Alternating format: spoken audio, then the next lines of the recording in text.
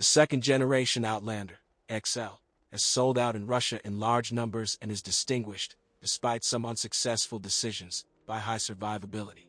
The second-generation Outlander Index XL was created on the basis of the 10th Lancer. It was assembled in Kaluga. It has constructive twins. These are Peugeot 4007 and Citroën C-Crosser. During restyling, 2009, a front-wheel drive version with the 2.0 engine was added. The rest of the engines were modernized with an emphasis on reducing consumption and toxicity, and the exterior and interior were refreshed. All engines are petrol. A 2-liter, 147 horsepower, came to us in 2009. In Russia, cars with the 2.4 engine, 170 horsepower, were most in demand, since a 3-liter V6, 220 horsepower, scared away the price tag. The 2.4 engine has a tendency to leak the main crankshaft oil seal. The 3.0 engine was equipped with a not very reliable thermostat, but servicemen evaluate all engines as trouble-free and very reliable, with a resource of over 300,000 kilometers. Junior engines, 4B11, 4B12, are equipped with a timing chain that lives 200 to 250,000. The V6 engine has a belt drive, which requires regular checks and replacements. Transmission. In the range of transmissions, the traditional loser is the CVT.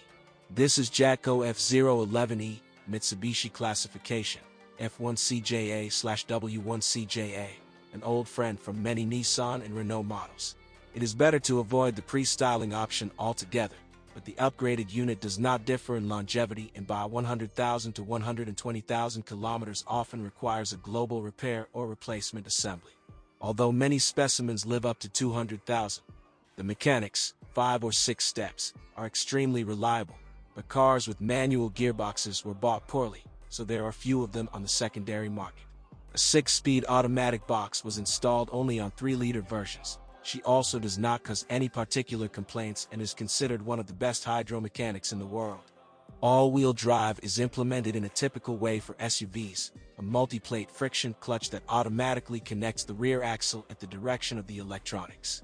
The clutch quickly overheats when slipping, so the Outlander is not an all-terrain vehicle. The weak link is the outboard bearing. It wears out pretty soon. Miscellaneous. On machines with 2.0 and 2.4 engines, the air conditioning compressor often fails. The same motors require control of the alternator belt tension. It also drives the cooling system pump. The wear of the guide rollers is active and is fraught with belt slippage. Brake discs wear out quickly, and on machines with the 3.0 engine, rapidly. Constant driving on bad roads will come back to haunt the accelerated degradation of wheel bearings, stabilizer bushings, steering tips, springs, and shock absorbers. On many instances, the rear springs sag even at low runs. The double tailgate is susceptible to corrosion and rots faster than the rest of the body. Review used car Kia Sportage 2010 to 2015. The third-generation Sportage has sold over 100,000 copies. What to look for when buying a used car so as not to get repaired. The third-generation Sportage SL was assembled in Slovakia and Kaliningrad. The closest relative is Hyundai 935. Restyling, spring 2014. The exterior and interior were refreshed. The set of options was expanded. Heating of everything and everything appeared. Sound insulation was improved. The gasoline engine was upgraded. The performance of shock absorbers was changed. Engines. The 2.0 petrol engine, 150 horsepower, is mediocre performance and low maintainability. Before restyling, he could put a pig on runs up to 100,000 kilometers, turning the liners, overheating the fourth cylinder, or failure of the phase shifter clutch control valves.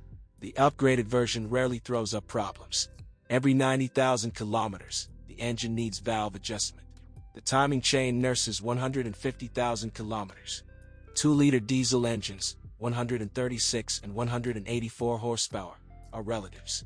Main differences: blockheads, turbines, fuel equipment. The weak point is the nozzles, which are clogged with wear products of the high-pressure fuel pump.